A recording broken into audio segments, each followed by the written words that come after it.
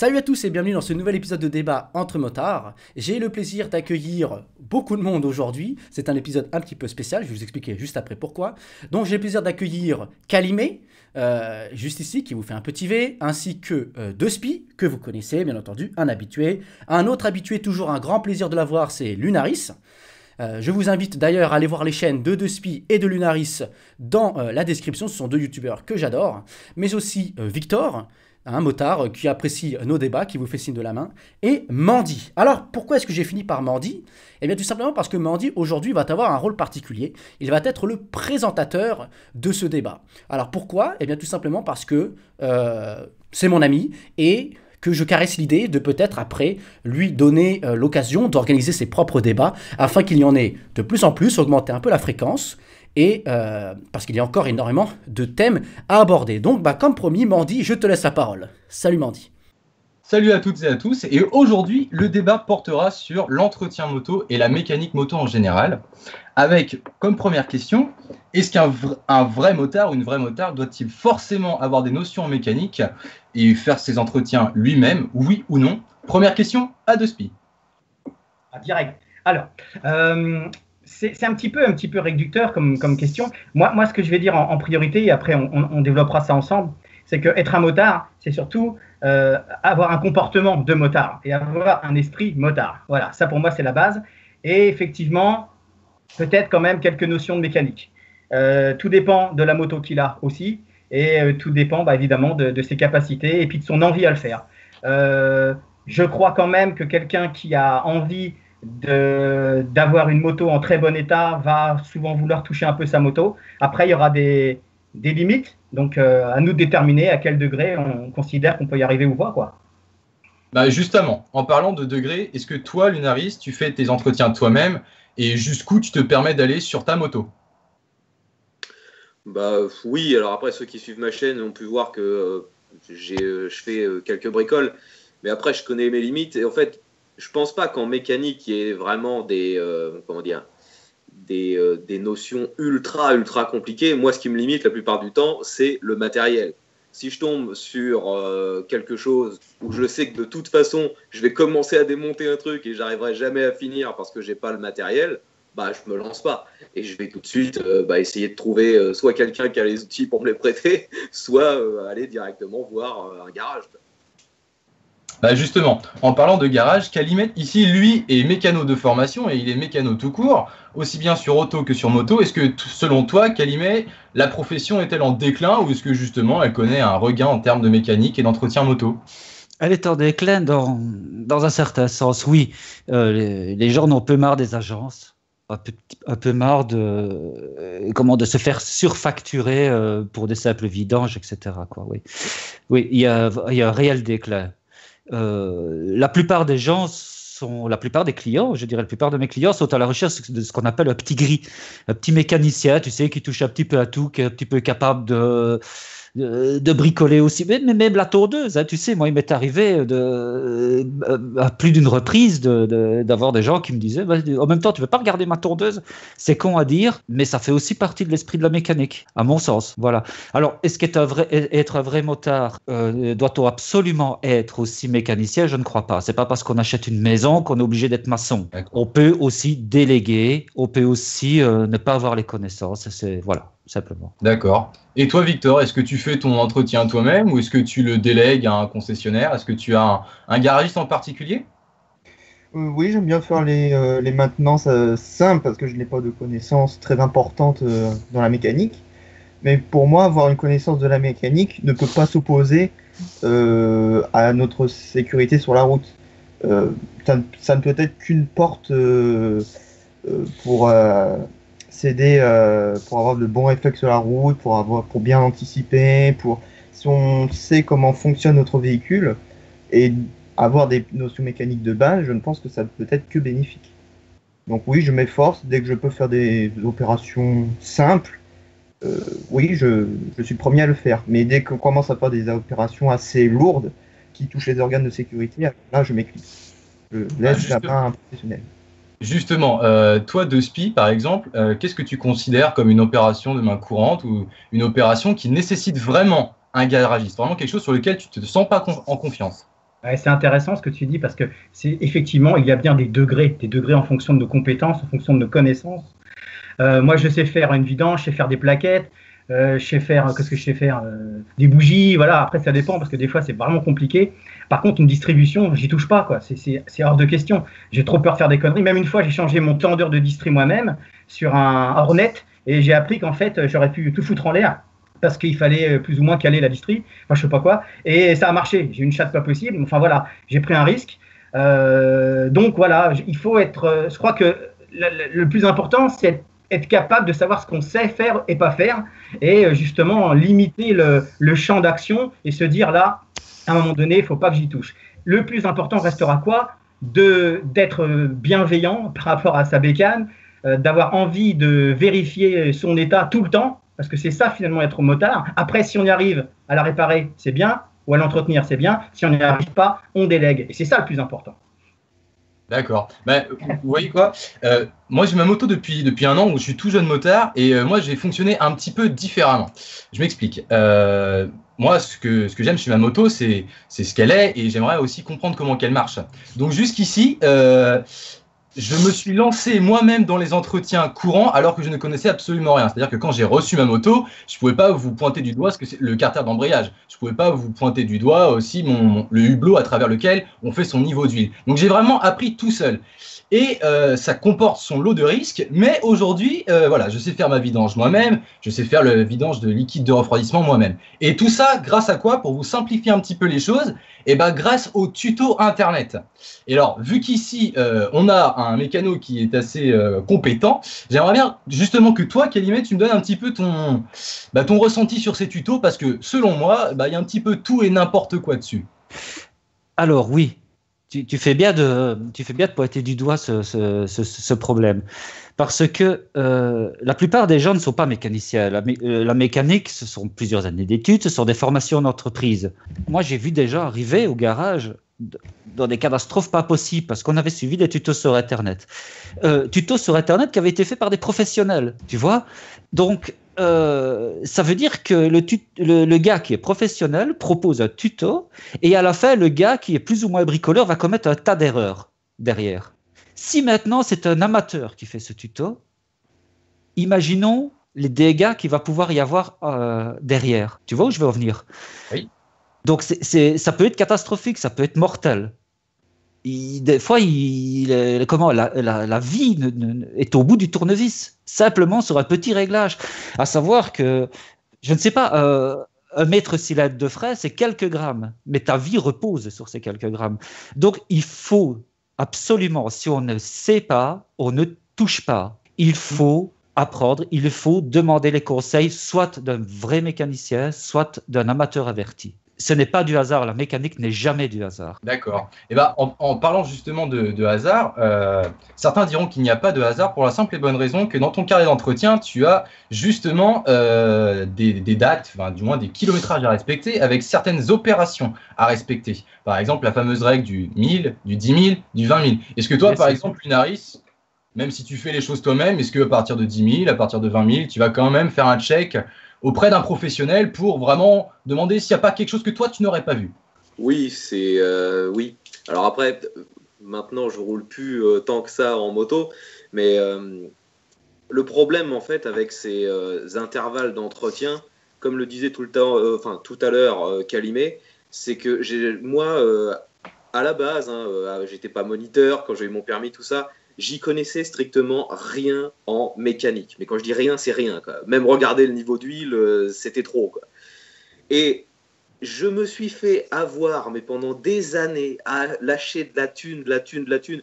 Et au final, je m'apercevais, en me renseignant, que je payais pour rien. Parce que les mecs, ils prenaient le pognon, mais ils faisaient pas le boulot derrière. Donc, c'est là que je me suis, entre guillemets, documenté et que j'ai commencé à faire les choses moi-même. Mais malheureusement, c'est unique. On peut en fait maintenant faire les choses uniquement si on trouve quelqu'un de confiance. Parce que même aller dans une concession, si le fait de payer, vous n'êtes pas sûr de ce qui a été fait. Vous avez, il n'y a pas de preuves, il n'y a rien. La plupart du temps, si vous demandez ne serait-ce que le bidon d'huile qui a été utilisé, on va vous dire bah non, nous on a un jerrycan gigantesque, l'ancien filtre, ah bah on l'a déjà mis à la poubelle. À chaque fois, ça pue l'arnaque. C'est vraiment ça qui m'a motivé à faire le plus de choses moi-même. Mais oui, quand j'ai vraiment besoin d'un conseil, je vais voir maintenant quelqu'un que j'ai trouvé qui s'y connaît, qui est garagiste. De Spi.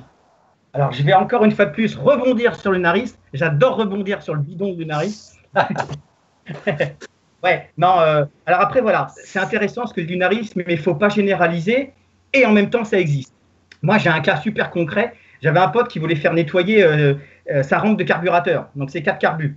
Donc voilà, et en fait, ce qu'il avait fait, c'est qu'il avait mis des petites marques sur les petites vis qu'il fallait donc dévisser, justement.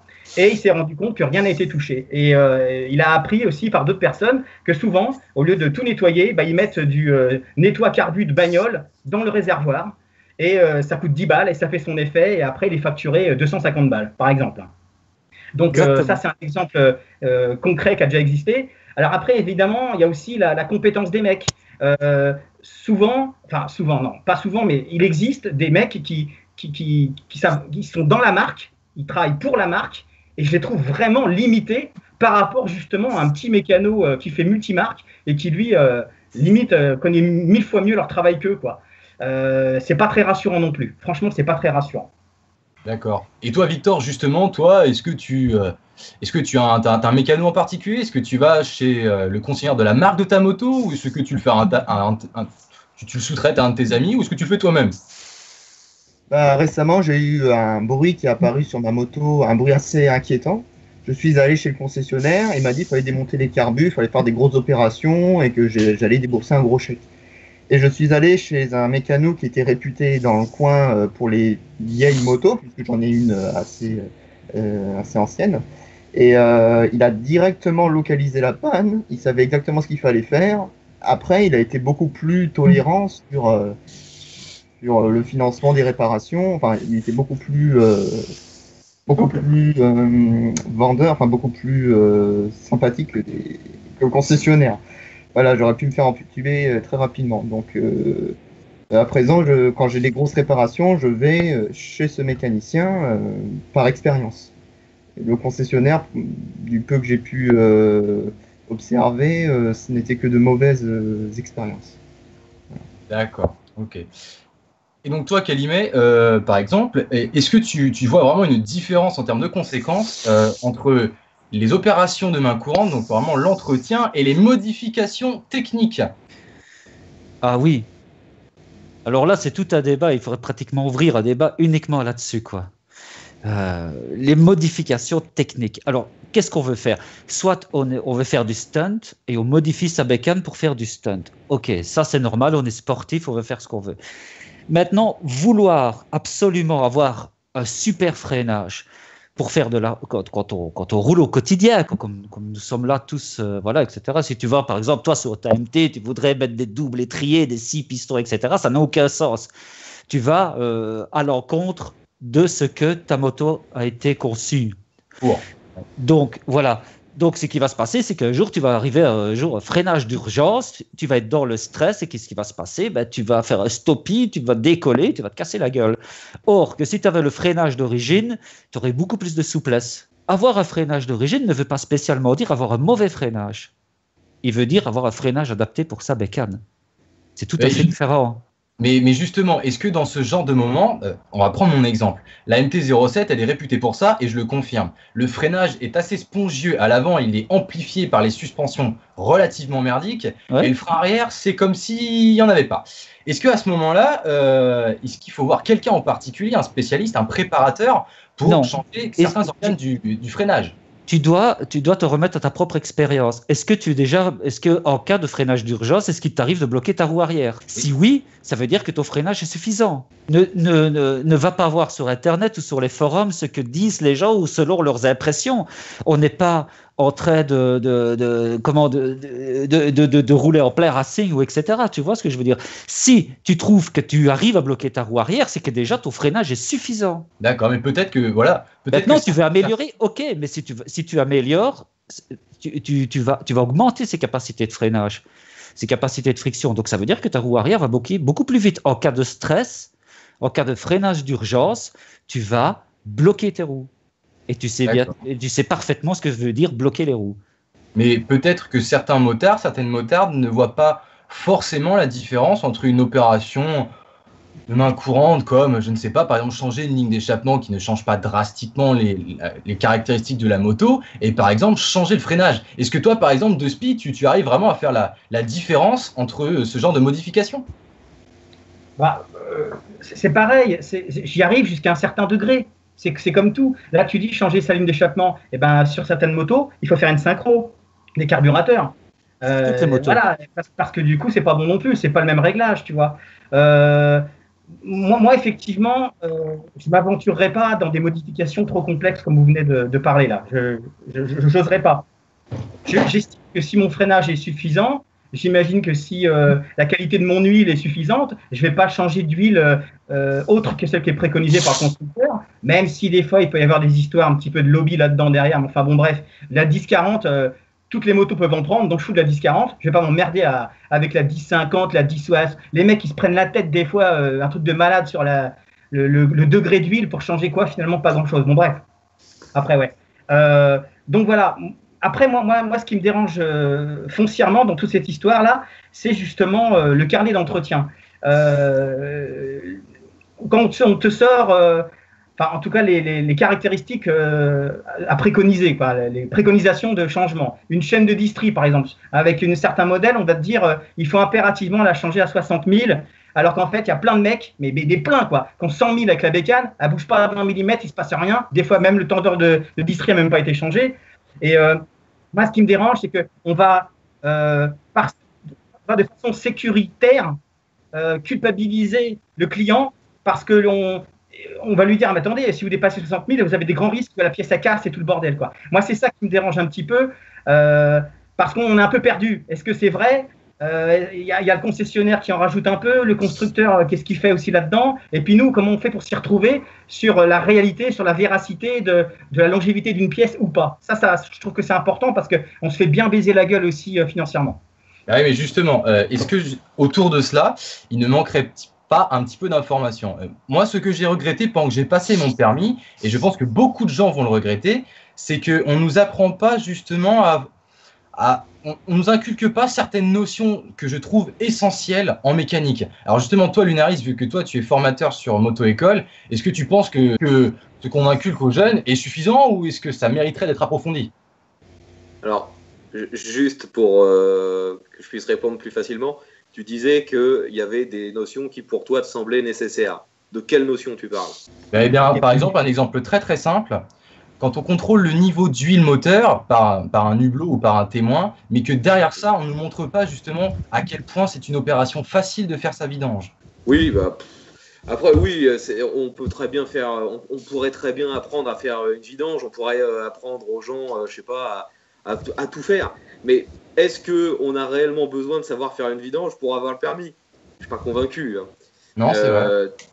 C'est exactement la même chose en voiture. Hein. En voiture, maintenant, on demande lors du permis les vérifications techniques, c'est-à-dire savoir justement où est-ce qu'on met tous les liquides, où est-ce que on contrôle la base, quoi. Voilà, tous les niveaux, savoir remettre une ampoule. C'est vraiment le minimum qu'un utilisateur d'un véhicule doit savoir faire. Mais si jamais il y a de l'entretien réellement à faire, soit on décide de le faire soi-même, soit on va à une concession, mais il n'y a aucune obligation à savoir faire cette maintenance pour pouvoir avoir les compétences pour rouler avec un véhicule. Mais ça pourrait être en option. Ça pourrait être en option, bien sûr, mais qui la paierait l'option? Oui, effectivement. Victor? Alors oui, je voulais revenir en fait sur les durées préconisées par les constructeurs que Despi avait parlé, les durées qu'il fallait respecter pour éviter qu'il y ait des pannes et tout ça. Bon, métier fait que on doit estimer des taux de panne pour des pièces données. Et en général, les constructeurs diminuent ces taux. Et par exemple, pour une pièce donnée, on peut avoir 10 000 heures de fonctionnement et ils vont réduire ça, j'ai n'importe quoi, à 5 000 heures. Et pourquoi? C'est pour s'éviter, non, c'est pas pour grappiller le client, entre guillemets, c'est pour s'éviter des procès. Parce que s'il y a beaucoup trop de pièces qui tombent en panne avant le taux estimé, eh ben les constructeurs peuvent se faire taper sur les doigts. Et pour éviter cela, il y a une baisse des taux de défaillance, c'est ce qu'ils appellent ça, pour se protéger. Bon, à côté, ils gagnent de l'argent, donc ils ont tout intérêt Oui. à... Voilà, mais Forcément. derrière, c'est vraiment côté procédural. Où il y a vraiment une exagération de la diminution de la durée de vie des composants. D'accord. Voilà. Calimé, j'ai vu que tu voulais réagir au propos. Oui, Victor a raison sur cette histoire. Ouais, c'est vrai que les constructeurs ont tendance à surévaluer un petit peu. C'est vrai qu'on nous préconise des vidanges à des 8000 km, 10 000 km. C'est vrai qu'une huile ne sera pas foutue au-delà de 10 12 000, selon la façon dont on roule, selon la façon dont on traite sa mécanique, c'est certain. Maintenant, par précaution, il est intéressant quand même de suivre les préconisations du constructeur. C'est mon avis. Pas à 1000 km près, bien sûr. Mais il est intéressant de le faire parce qu'on a affaire à des mécaniques très précises, en sachant que piston monte et descend combien de fois sur une journée quand on roule, ça se compte en millions de fois. Donc, une huile de qualité, un entretien fait en temps et en heure va d'autant prolonger la mécanique. Maintenant, c'est vrai ce que dit Victor, c'est il y a aussi l'aspect sécuritaire, c'est-à-dire que le constructeur, lui, va prendre une marge de sécurité pour ne pas justement avoir des soucis ou d'avoir des retours de garantie, tu vois, dans tous les sens. Mais voilà. Mais sinon, c'est vrai que si on suit les préconisations du constructeur, on a quand même quelque part la garantie d'avoir un moteur qui va durer plusieurs dizaines, centaines de milliers de kilomètres. Un moteur entretenu, on parlait d'Esprit parlait tout à l'heure de chaîne de distribution. Un moteur entretenu, la chaîne de distribution peut pratiquement faire la vie du moteur, la vie du véhicule. On peut en arriver à des 150 000 ou 170 000 avant de changer la distribution. D'accord. Donc, la périodicité de l'entretien, oui, je suis d'accord avec Victor, mais en même temps, elle est intéressante parce que c'est la garantie aussi de la survie de nos mécaniques. D'accord, et bien écoutez, ce débat va bientôt arriver à son terme. Alors ce que je vous propose, c'est justement qu'on fasse tous une petite conclusion autour de la question qui était donnée au début du débat, à savoir est-ce qu'un vrai motard ou une vraie motarde doit forcément avoir des notions et éventuellement faire sa mécanique tout seul ou le faire justement par quelqu'un d'autre. Et ensuite, on se permettra de conclure avec un petit V aux téléspectateurs. The Spi, à toi l'honneur. Pour conclure, un vrai motard, c'est pas nécessairement une personne qui sait entretenir sa moto. Un vrai motard, c'est quelqu'un qui a un esprit motard, qui est solidaire, qui a de l'ouverture, qui est bienveillant avec les autres usagers de la route, respectueux. Voilà, pour moi déjà ça c'est la base. Après, le plus important, ça ne sera pas qu'il sache entretenir sa moto, mais qu'il soit vigilant, qu'il vérifie, qu'il soit conscient de l'état de sa machine. Et s'il est capable de faire la réparation, eh ben, il est fait. Et ça, c'est très bien, parce que du coup, il connaît encore plus sa machine. Et s'il n'en est pas capable, eh ben, il remet ça à quelqu'un de professionnel ou à un ami en qui il a vraiment confiance, qui sait vraiment bien le faire. Parce que tout à l'heure, je disais qu'effectivement, chez les professionnels, ce n'est pas toujours une garantie de résultat. Voilà. D'accord, Calimé. Évidemment, je vais suivre d'Espi parce que c'est vrai ce qu'il dit. Bon, voilà. L'esprit motard, c'est avant tout le partage, l'échange. Alors, en étant mécanicien et motard, je pense que nous devons discuter, je pense que nous devons pouvoir échanger, donner des conseils, va plutôt dans ce garage, viens plutôt chez moi, je vais t'arranger ça, etc. Voilà, c'est l'esprit motard avant tout. D'accord. L'esprit motard, c'est l'esprit de la mécanique. Tu vois, si tu es mécanicien moto, tu es, Lunaris. Moi, je pense que tout a déjà été plus ou moins dit. Hein. Tout à l'heure, c'est Victor, je crois, qui disait qu'en gros, on n'était pas obligé de s'y connaître en mécanique, mais c'était mieux. Ça nous apportait des notions pour mieux comprendre notre machine et parfois mieux comprendre certaines situations sur la route. Et avec ça, je suis totalement d'accord. De Spi disait que pareil, le minimum, c'était pas forcément qu'il sache faire l'entretien, mais qu'il sache le faire faire. Et c'est ce minimum qu'on apprend normalement pendant le permis. Donc avec ça, c'est la base et normalement on arrive à s'en sortir. Victor. Alors, pour moi, une connaissance de la mécanique ne peut pas s'opposer à la maîtrise du véhicule, ça je l'ai déjà dit, ça ne peut pas faire de mal. Alors après, l'apprentissage, il y a les tutos, mais il y a des informations vraies et fausses. Et on ne peut pas se baser sur un unique tuto, il faut brasser les tutos, il faut se faire un bilan, il faut regarder toutes les sources qui s'offrent à nous et faire une salade et distiller l'information pour avoir vraiment, converger vers la vérité, entre guillemets. Une synthèse.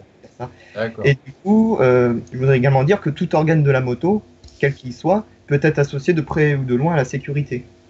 Donc du coup, après, le propriétaire, s'il veut effectuer une modification, il doit s'assurer d'être apte à préserver sa sécurité postérieure à l'upgrade de son véhicule. Donc le problème, c'est de mesurer la norme de la corrélation entre l'organe considéré et la sécurité et la complexité de l'opération. Donc ça, c'est à lui de doser ce point-là et de se référer à un professionnel ou à ses propres mains. Mais si je devais conclure ça, je dirais tout simplement qu'un motard aurait tout intérêt de s'instruire un minimum sur les notions de mécanique. Ça ne pourra pas lui faire. D'accord, parce que pour ma part, la conclusion apporterait, effectivement, sur un minimum d'expérience.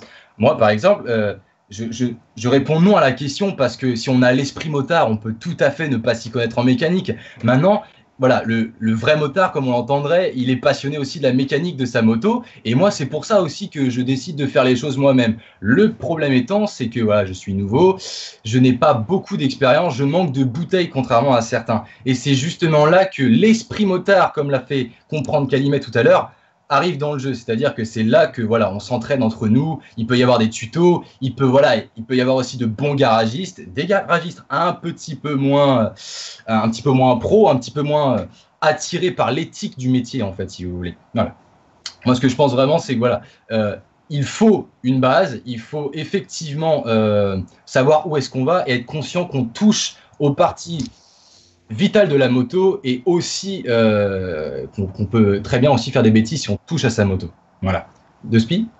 Un dernier petit truc, finalement, s'intéresser à l'état de sa moto, c'est s'intéresser à sa vie, tout simplement, à sa vie et à sa survie. Je remercie les participants d'avoir participé au débat. Je remercie également les spectateurs d'avoir regardé le débat jusqu'à la fin. Je vous invite aussi à aller voir la chaîne de Spi 999 sur YouTube et aussi la chaîne de Lunaris et son site ontestetout.com. N'hésitez pas à commenter le débat, à laisser votre avis, à vous abonner à la chaîne pour ne pas louper les prochains épisodes et les prochains débats. Et je vous propose tous de faire un grand V. Salut.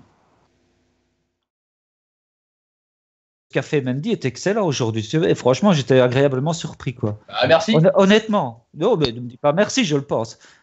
De Spi, ça va? Tu en penses quoi, De Spi? J'ai pas envie de lui faire des fleurs à ce petit PD là. Non, c'était très très bien. Une bonne aisance. Il y avait du rythme, il y avait de l'enthousiasme, c'était pertinent, c'était intelligent. C'est bien, franchement. Il y a le seul truc qui m'a cassé les couilles, c'est que merci aux participants d'avoir participé. En plus, on lui dit il recommence, il faut du cul. Mais bon, c'est pas... Tu fais quoi dans la vie? Parce qu'à un moment, tu avais l'air de drôlement bien parler de ce que tu. Il est boulanger. Parlais. Je suis mathématicien. Ah ouais, d'accord. Alors moi, et les maths. Hein. Oui, bah t'es belge. Hein. Mais je t'emmerde, toi aussi. Les Belges, ils savent compter jusqu'à une fois. C'est tout. Hein c'est ça, jusqu'à une fois. Ouais. Oh merde, je le savais. Eh ben, je me casse. C'est fini, je me désabonne. Je suis dégoûté. Trop tard, c'est déjà dans la boîte, on t'a déjà arnaqué. Et moi, à chaque vidéo, je rebondis sur Lunaris. Je kiffe. Faudra qu'on le fasse en vrai, hein, Lunaris. Hein. Je vais vous... Oh putain. On va vous laisser entre vous, là. Moi, je croyais que tu voulais participer. Mais pas ça, il y a eu quiproquo, là. Ah merde. Aussi, je voudrais savoir si tu peux faire quelque chose pour mon accent belge. Ah, ça, c'est irréversible. Hein. Ou je peux mettre un accent en suisse. Merde, je suis belge, je suis pas suisse. Il y a 1000 bornes de différence. Vous êtes des étrangers, alors... Voilà, vous êtes des cons d'étrangers, donc moi j'aime pas ça. Je préfère encore parler québécois et au moins ils sont loin. On est sûr qu'il faut pas envoyer à la France. Tu fais bien l'accent québécois, tu fais mieux que l'accent tabarnak. Ah putain de poutine.